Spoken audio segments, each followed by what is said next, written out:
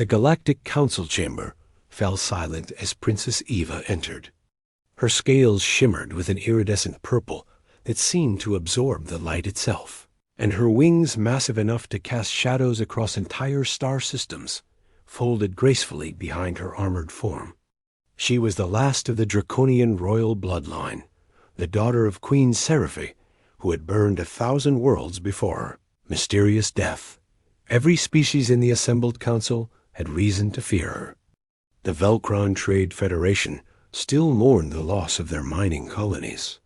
The Crystalline Collective remembered when Eva had shattered 3 of their world cores in a single afternoon. Even the ancient sentient nebulae whispered warnings about the Dragon Princess, whose rage burned hotter than the hearts of dying stars. But today, Eva had not come to threaten. She had come to negotiate humanity's surrender. The humans, those strange, stubborn primates from a backwater world called Earth, had somehow managed to hold the neutral zone for 3 standard cycles. It was unprecedented. It was impossible. And it infuriated Eva beyond measure. "Send in the human representative," Eva commanded, her voice resonating with the harmonics that could liquefy bone marrow. The chamber doors opened, and Parker walked in. He was unremarkable by human standards, average height, brown hair graying at the temples, wearing a simple diplomatic uniform that looked almost quaint compared to the advanced armor and energy shields worn by other species. He carried no weapons, no technology visible except for a small cloth satchel at his hip. Parker stopped at the appropriate distance, neither too close to show disrespect, nor too far to suggest cowardice. His eyes met Ava's enormous serpentine gaze without flinching. "Princess Eva," he said with a slight bow. "I'm Captain Parker Chun, representing the United Earth Coalition. You have 47 seconds to explain why I shouldn't reduce your pathetic homeworld to cosmic dust," Eva said, smoke curling from her nostrils. "Because you don't want to," Parker replied simply. The chamber erupted in gasps and alarmed chatter. Several delegates immediately activated their personal shields. No one spoke to the Dragon Princess that way and lived. Ava's eyes narrowed to slits. "Choose your next words very carefully, human." "I've studied your campaign history, Princess," Parker continued, his voice steady. "Every world you've destroyed had one thing in common. They struck first. They threatened your sovereignty, your people, or something you held sacred. You're not a monster. You're a protector who's been hurt too many times." "You know nothing about me," Eva hissed. But there was something dangerous in her tone now, something that sounded almost like pain. Parker reached slowly into his satchel. 20 weapon systems locked onto him instantly, but Eva raised a clawed hand to stop them. She was curious now, despite herself. From the satchel, Parker withdrew a single flower. It was withered and delicate, its petals a faded gold that might have once been brilliant.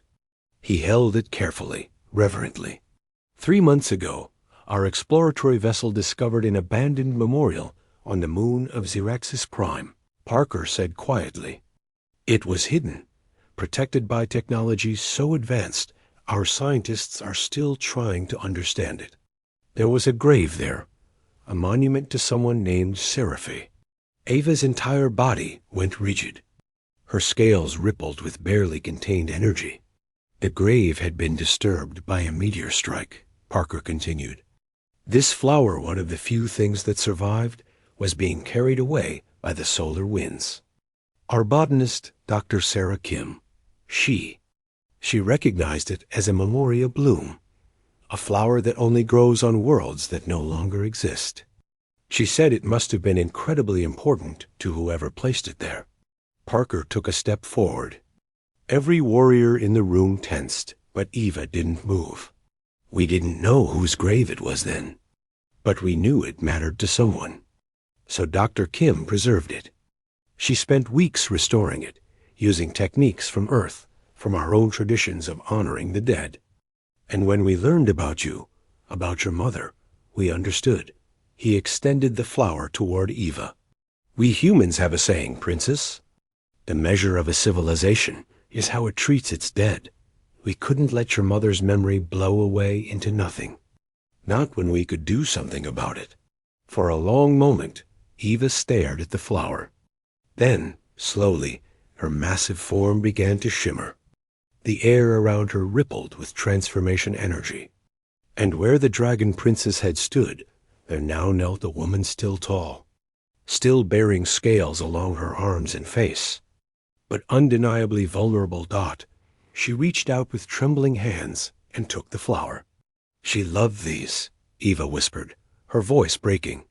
Before the wars, before the fear, before she became the weapon they needed her to be. She loved these flowers. They grew on her homeworld, before it was destroyed. A single tear rolled down Eva's cheek, sizzling against her scales.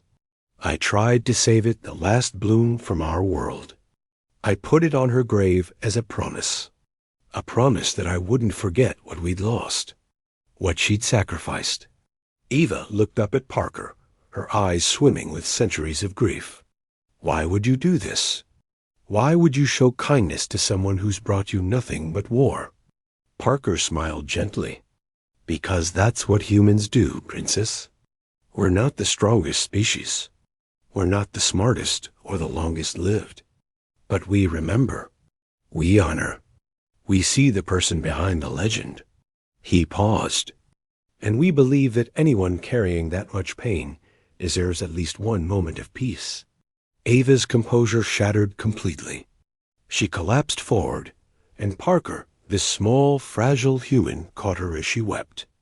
Centuries of loss, of rage, of loneliness, poured out in great, heaving sobs that shook the chamber.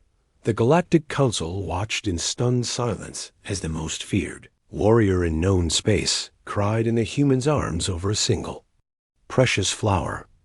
And in that moment, they understood why humanity had survived.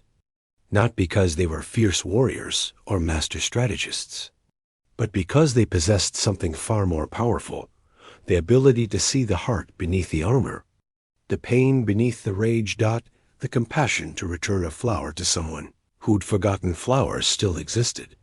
When Eva finally composed herself, she stood and addressed the council, still holding the memoria bloom like it was made of starlight. The human territories are under my personal protection, she declared, her voice ringing with authority. Anyone who threatens Earth will answer to me. Parker bowed respectfully. We'd prefer to offer friendship rather than require protection, Princess. But we're honored either way. Eva looked at him, really looked at him, and saw not a potential threat, but a possibility she'd thought lost forever. Maybe, just maybe, the universe still had room for something other than war. Maybe it still had room for flowers.